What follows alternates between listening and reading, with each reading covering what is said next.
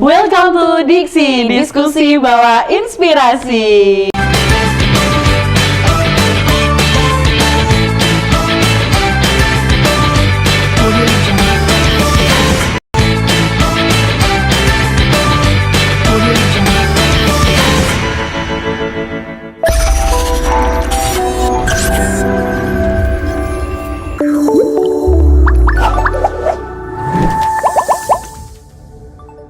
Welcome to Diksi, diskusi bawa inspirasi. Hai netizen, balik lagi sama episode Diksi kali ini. Nggak kalah menarik sama episode Diksi yang udah lalu, ya kan? Kemarin ngomongin ngebahas lulus tanpa skripsi udah. Terus sekarang ngomongin, yang kemarin itu ngomongin tentang advokat sama wirausaha, why not, ya nggak sih? Terus sekarang ngomongin apa ya? Ada yang tahu nggak sih netizen? Terus kira-kira netizen narasumbernya siapa? Coba diinget-inget, ada yang nitip Q&A juga, sudah di-share. Terus penasaran kan siapa aja? Oke, daripada netizen ini penasaran, makanya yuk kita kenalan nanti.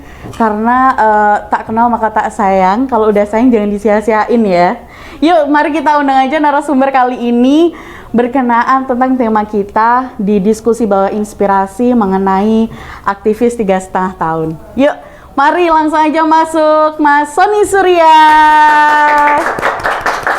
Aduh, ada yang ganteng loh guys. Gimana netizen? Waalaikumsalam. Apa kabar Mas Sony? Alhamdulillah baik-baik. Baik ya. Aku manggilnya apa nih? Kak Sony, Kak Surya atau sayang? Bukan ya netizen. Surya bisa dipanggil. Oke, Surya ya. Oke. Gimana Mas Surya? Baik kan kabarnya? Alhamdulillah baik. Kesibukannya apa Mas? Sekarang masih ada project sama kakak sih. Oh, project sama kakaknya ya. Terus selama ini kan Mas Surya kan sudah jadi sarjana hukum, lulusan dari Fakultas Hukum UMM. Nah, netizen ini juga kepo nih mengenai tentang aktivitas yang selama 3,5 tahun, bener ya lulusnya 3,5 tahun di EVA?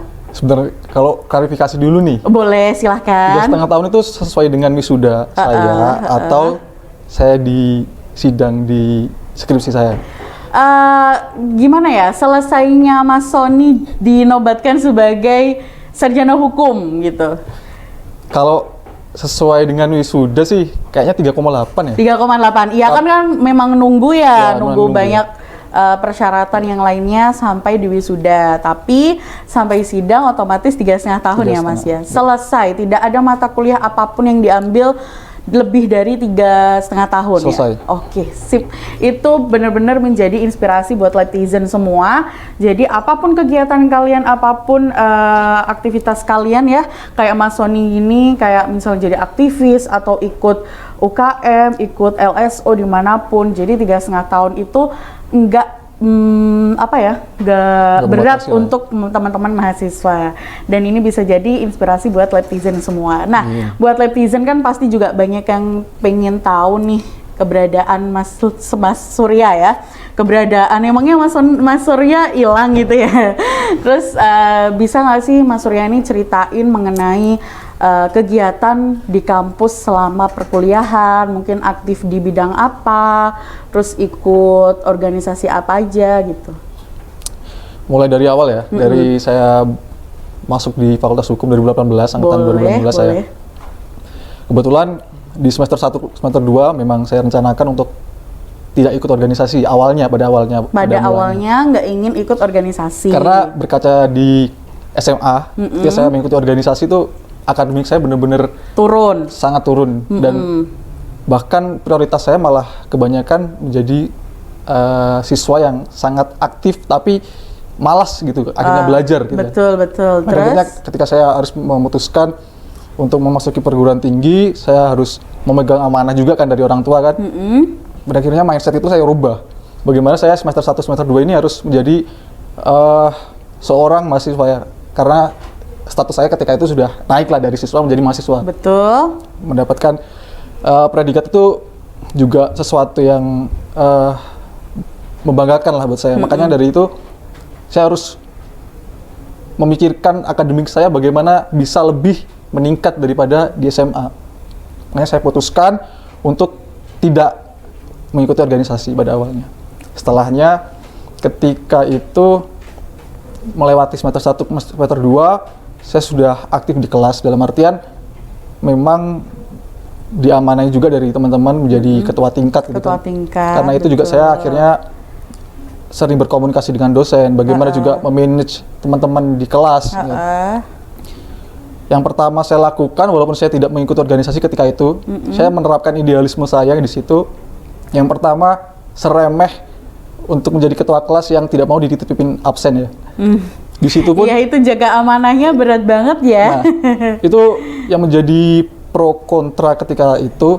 Ada beberapa teman yang sampai berpandangan negatif lah ke saya, terlalu kaku lah atau apalah dan sebagainya. Tapi ketika saya tetap konsisten, saya berusaha, kenapa kok saya menginginkan ini ada di kelas saya, karena yang pertama amanah, yang kedua ini saya ingin mendidik teman-teman saya, jangan sampai di semester awal ini berkelanjutan nanti ke semester selanjutnya. Ya. Pada akhirnya ketika itu bergejolak ya, memang saya akuin bergejolak di kelas, pro kontra ini berkelanjutan sampai pada akhirnya di titik ada suatu kejadian nih. Dosen yang biasanya menyerahkan absensi ke saya, tiba-tiba di situ mengabsen sendiri ya. Ini kejadian itu diabsen sendiri sama beliau. Pada akhirnya tanpa sepengetahuan saya, sebelum itu kan sebelum biasanya kulturnya saya edarkan absen, setelah itu saya checklist. Iya, betul. Ketika itu hari itu teman-teman ini ternyata ada yang titip absen, mencontreng lah temannya. titip absen. Setelah absen selesai diedarkan, dipanggil lah satu-satu. Biasanya kan saya, tapi itu langsung dari dosen. Ternyata dosen menemukan ada kesenjangan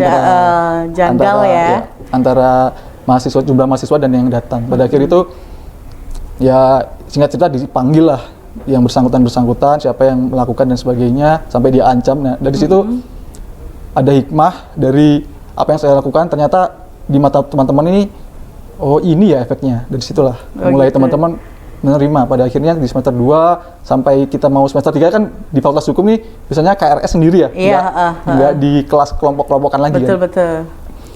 Pada itu semester 3 teman-teman akhirnya banyak juga yang akhirnya ingin satu kelas lagi sama saya. Nah dari situ mulai, oh ternyata berbuat baik nih, walaupun awalnya susah, pada akhirnya kita pasti ada jalannya gitu.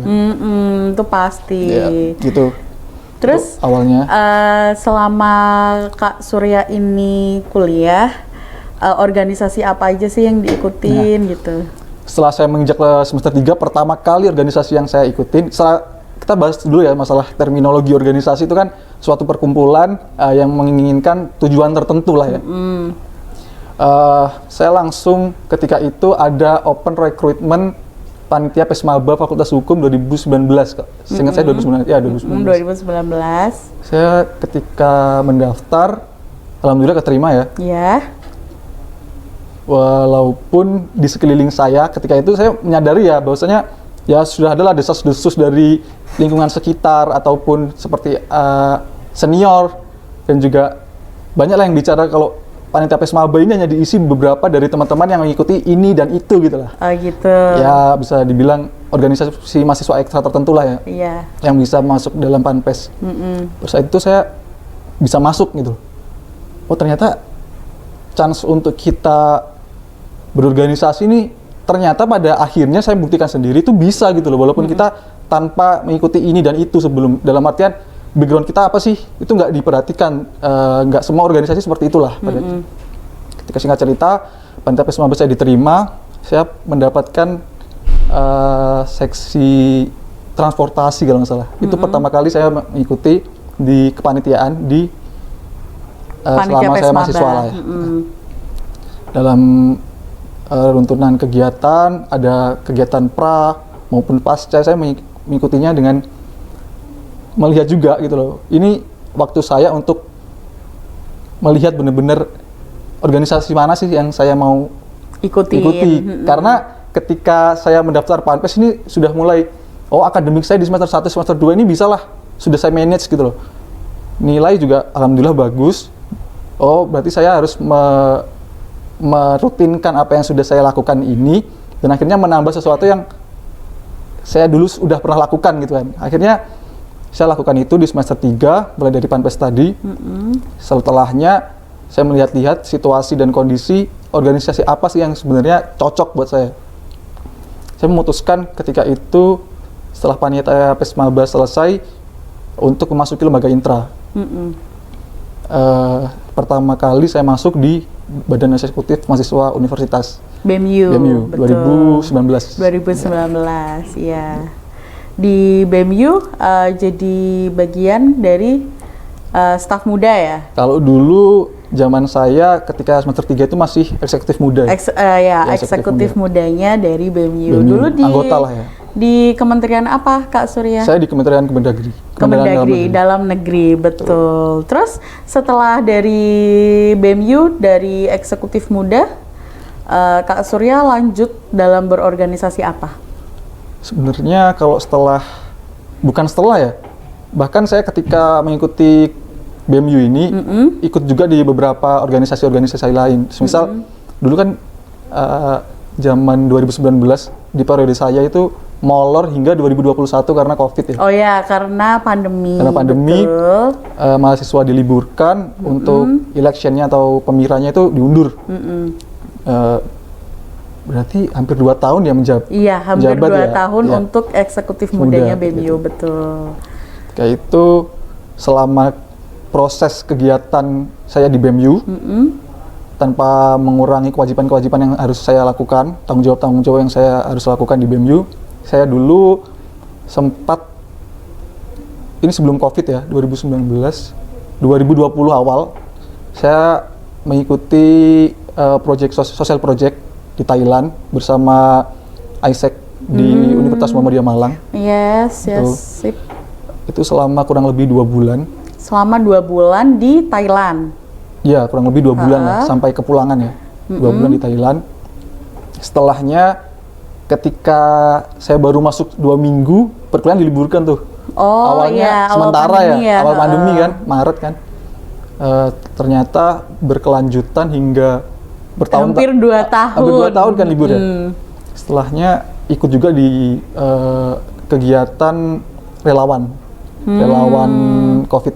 Dulu kalau masih ingat, sebelum ada kasus ACT kena masalah, saya dulu bergabung dalam timnya di ACT Malang. ACT yang itu ya, Indonesia. Cepat tanggap. Oke, netizen. Jadi kan ini Kak Surya itu kan sudah membagikan bagaimana dia berorganisasi selama dia kuliah, ikut di mana saja, ikut nimbrung apa saja sih kira-kira. Nah, ada netizen ini yang mungkin juga kepo kegiatan selain berorganisasi di kampus, apakah ada sih organisasi di luar kampus yang mungkin Kak Surya ini ikutin selain ya itu kayak relawan, kayak apa aksi cepat tanggap, terus misalnya apa aja sih Kak Surya? Kan netizen ini pada bertanya-tanya mungkin ya. Sebenarnya kalau saya pribadi untuk kegiatan di luar atau organisasi di luar ya itu tadi sih, ACT itu kan termasuk bukan lembaga di dalam kampus kan. Jadi saya aktif di ACT ketika itu banyak yang masih penyemprotan disinfektan dan sebagainya. Seperti gitu ya, karena kan memang masuknya dalam pandemi gitu ya. Berbagi masalah, ada donatur-donatur yang lain, membagikan untuk saya salurkan dengan teman-teman ACT ketika itu. Ya kegiatan saya di luar seperti itu, tetapi di dalam kampus saya murni ketika 2019 sampai 2021 itu masih di dalam BEM. Masih dalam BEMU, oke. Masih dalam BEM. Terus kira-kira dari Kak Surya sendiri, karena kan banyak sekali organisasi yang diikutin atau kegiatan yang diikutin selama perkuliahan. Karena netizen ini kan juga banyak ya netizen yang mungkin ikut juga dalam organisasi intra ataupun ekstra di kampus gitu. Terus tips and triknya dalam membagi waktu atau manajemen waktunya ini perlu nih dijelasin sama netizen. Kalau dari saya pribadi ya, ketika saya sebelum pandemi, mungkin lebih berat daripada ketika saya pandemi. Karena ketika sebelum pandemi itu masih offline, perkuliahan masih bertatap muka dengan dosen dan sebagainya. Dulu saya ketika ada rapat, semisal rapat BEMU dilaksanakan di sore hari, terus kelas saya selesai di siang hari lah, itu kan masih ada gap ya. Jadi daripada saya pulang, saya biasanya mending ke perpus lah atau ke kosan temen yang dekat di mana tempat saya rapat, daripada saya harus pulang. Kebetulan saya kan kosnya di jauh ya, di daerah UIN. Itu hampir 10 kilo lah dari sini. Iya, betul. Daerah sini. Itu memakan waktu yang pertama. Yang kedua, ada kemungkinan untuk saya malas untuk berangkat ya. Iya. Mungkin ketika ada hujan lah atau halangan distraksi yang lainnya kan lah, banyak tuh. tuh. Karena waktu atau apa gitu ya. Maka dari itu saya memanajemennya itu, ketika saya pulang, saya alangkah lebih baik untuk memilih tinggal di daerah mana sih saya nanti akan mengadakan rapat semisal, ataupun mengadakan diskusi atau seperti apa. Di dalam waktu senggang itu saya anggap waktu senggang ya, waktu istirahat saya juga lah. Saya juga tidak melupakan bahwasanya ada tugas misal dari dosen tuh, itu saya kerjakan di situ. Bahkan ketika nanti tugas itu pun masih belum selesai dan deadline-nya harus besok lah, yang deadline-nya benar-benar harus mepet dikumpulkan gitu ya. Besok gitu ya, itu saya kerjakan ketika saya menjalani ada rapat waktu senggang gitu ya. Atau ada waktu senggang dalam rapat atau ya, waktu senggang waktu mau senggang rapat. menuju ke rapat. Betul. Itu berarti Kak Surya ini ngerjain tugasnya. Betul. Gitu. Wih, itu adalah tipsnya, keren banget Laptizen. Jadi waktu senggang berapa menit pun itu atau berapa jam pun itu, setidaknya ada waktu senggang. Terus kalian lagi nggak ada kerjaan atau hanya daripada nunggu ya, daripada nunggu scroll handphone atau apapun itu media sosial kalian, mendingan lagian ngerjain tugas gitu ya Kak Surya ya. Ngerjain tugas atau membaca literatur yang ada di perpus. Itu penting banget Laptizen. Ya, harus dicatat itu. Jadi dalam manajemen waktu itu yang paling penting adalah bagaimana kita memprioritaskan hal-hal yang harus dikerjakan terlebih dahulu. Terus Kak Surya, ngomongin tentang Q&A yang sudah ada di Instagram Laboratorium Hukum, ini banyak banget Laptizen yang tanya sama Kak Surya. Penasaran nggak Kak? Penasaran, oke. Oke, aku bakal bagiin siapa aja yang tanya nih. Terus ini dari Kak Yoga Ardi. Dia tanya, Laptizen ini tanya bahwasanya feedback positif apa yang Kak Sony Surya ini dapatkan ketika dalam berorganisasi? Feedback positif yang saya dapatkan itu yang pertama, ketika saya dulu memutuskan untuk melihat mana organisasi yang akan saya masukin, dalam artian saya berarti menganalisa ya kecocokan antara saya pribadi dan kondisi di lapangan, dan saya seimbangkan dengan akademik saya mendapatkan benar-benar yang sesuatu yang di luar dugaan. Ketika saya, misal saya bandingkan ketika SMA ya, ketika saya SMA menjadi aktor lapangan terus, dalam artian saya mengedepankan bahwasanya saya harus aktif tanpa memikirkan akademik. Ketika itu saya hanya bisa mendapatkan ya jabatan-jabatan dalam artian yang masih bisa dibilang anggota lah ya. Tetapi ketika ini saya terapkan antara keseimbangan berorganisasi, beraktivitas dengan akademik saya di perkuliahan, saya mendapatkan sesuatu yang lebih dari itu. Saya ketika 2022, karena periode saya 2021 sudah habis ya, saya masuk lagi juga di BEMU selanjutnya, di Badan Eksekutif Mahasiswa Universitas di periode 2022. Ketika itu saya ditawarkan untuk menjabat menjadi Menteri Dalam Negeri. Kementerian Dalam Negerinya, menterinya ya berarti. Menteri Dalam Negeri. Saya pikir dari situ, ternyata ketika saya menyeimbangkan antara akademik saya, organisasi saya, dan aktivitas-aktivitas lain saya bakal ada nilai plus lah dari orang. Jadi orang ketika memandang saya hanya aktif di organisasi, menjadi aktor lapangan, ya sudah, berarti kamu cocok sebagai anggota lah. Misal seperti itu ya kasarannya lah ya. Tapi ketika kamu dipandang juga memiliki sisi akademik yang lebih, intelektual yang lebih, pasti kamu juga mendapatkan nilai lebih lah dari seorang pimpinan yang melihatnya seperti itu. Itu salah satu impact positifnya. Impact positif kedua, ketika saya mendapat organisasi-organisasi yang saya lakukan ini, saya menjadi orang yang lebih memiliki critical thinking yang lebih ya dari sebelumnya. Misal ketika saya organisasi ini mendapatkan masalah-masalah, saya di situ saya terapkan juga ketika di perkuliahan di fakultas. Selama saya menjadi mahasiswa, misal ketika ada dosen nih, dulu saya pernah ya, ini juga saya berbagi pengalaman. Iya, cerita seru nih buat Letizen soalnya. 2021 ketika saya mengikuti proyek sosial di Thailand itu, saya kan harus 2 bulan di Thailand, sedangkan ketika itu perkuliahan sudah harus masuk di 1 minggu terakhir, saya yang masih di Thailand. Iya. Jadi saya ketinggalan 1 minggu lah. Ketika itu saya mendapatkan mata kuliah hukum administrasi negara yang SKS-nya kurang lebih 9 SKS kalau nggak salah. 9 SKS kalau nggak salah ya. Hani. Kebetulan yang menjadi dosen saya itu Pak Bayu ya. Oh ya. Paham lah ya Pak Bayu dengan ketegasannya beliau gitu kan. Iya, benar. Saya sudah konfirmasi dari awal, tapi tidak ada balasan ya ketika WA itu. Akhirnya saya memutuskan untuk berbicara ke teman saya. Berbicara ke teman saya untuk mengizinkan secara langsung ketika nanti sudah perkuliahan ini di awal perkuliahan masuk nih. Ada akhirnya teman saya sudah mencoba berkomunikasi dengan Pak Bayu, tapi Pak Bayu tak menyatakan bahwasanya ya sudah nggak bakal lulus gitu kan. Ketika itu saya sempat kepikiran ya di Thailand, jujur nggak mungkin lah saya dengan 9 SKS saya nggak bakal lulus, saya nggak kepikiran, itu kan sesuatu yang bohong lah.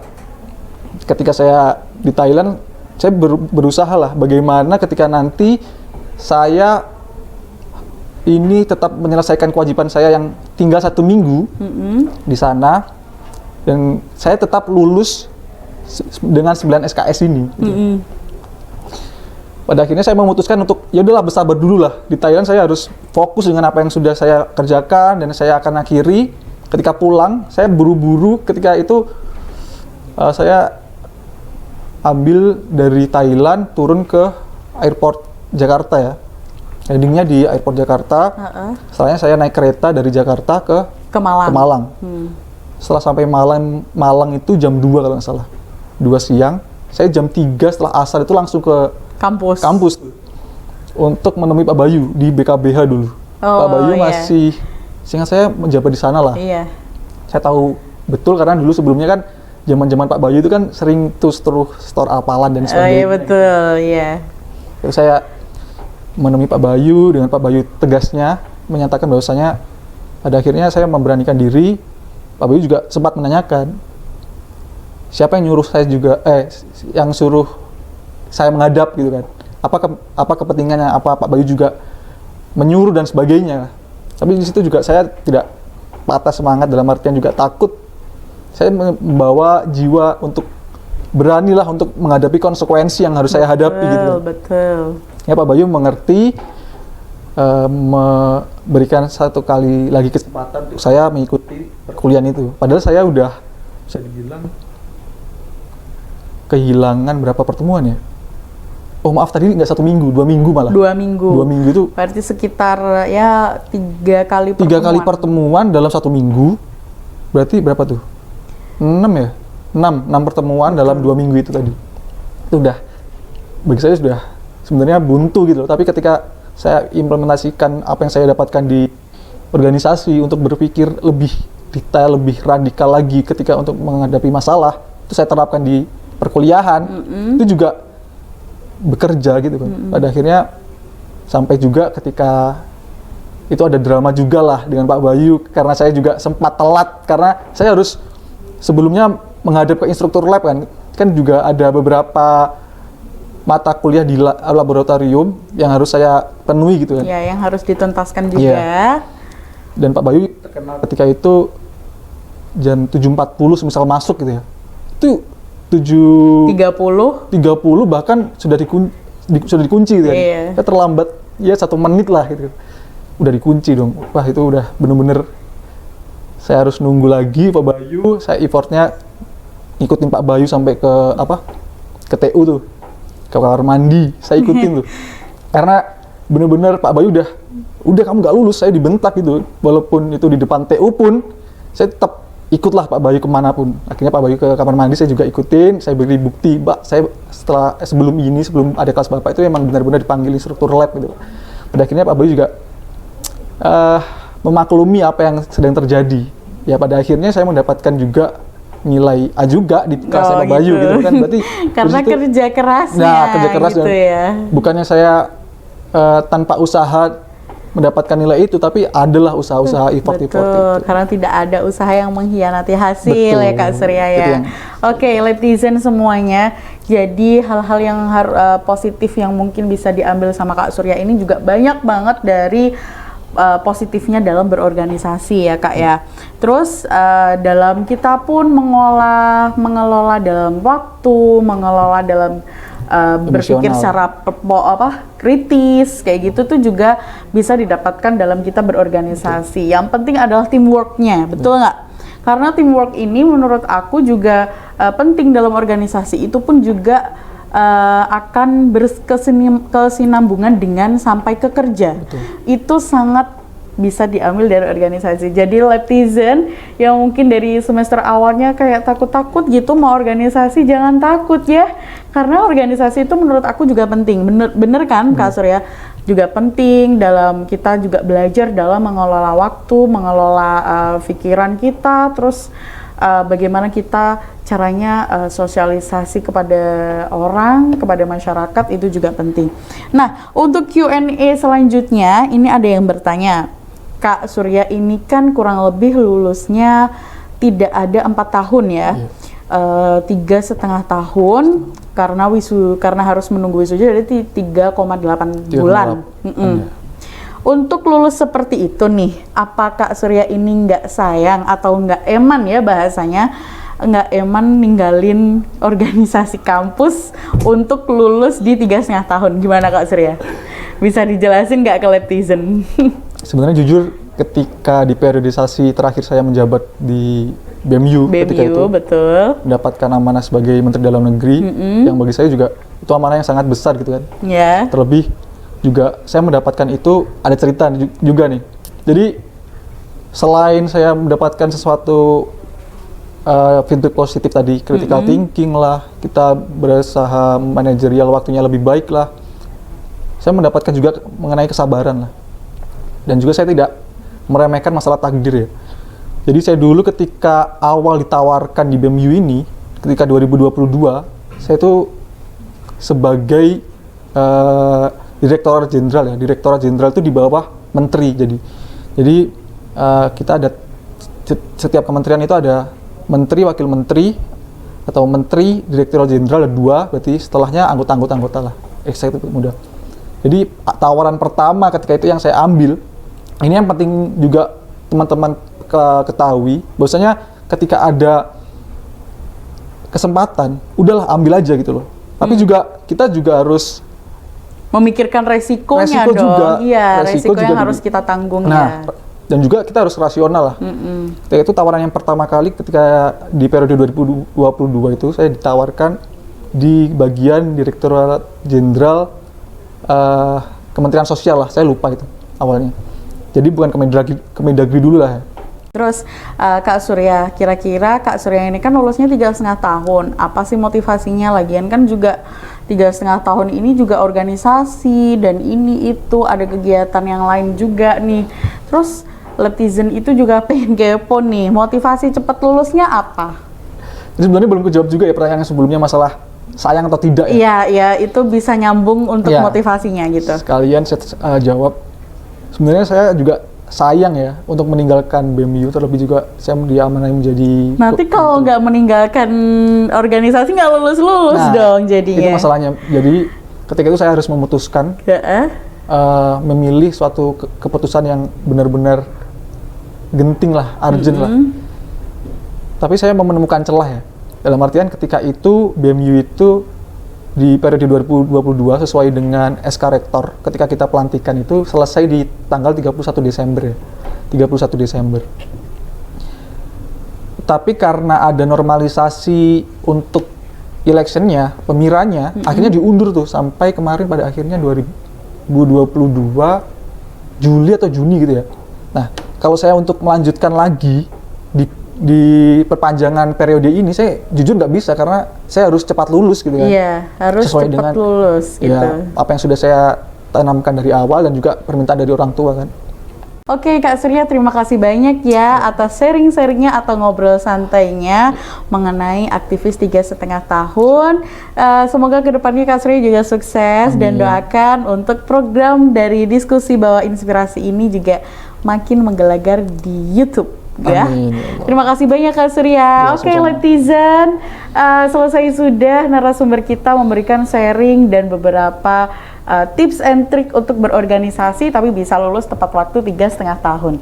Nah, untuk netizen semuanya jangan lupa di subscribe, di like and share ke semuanya sosial media kalian dan sampai bertemu di program diskusi lainnya untuk diskusi Bawa Inspirasi.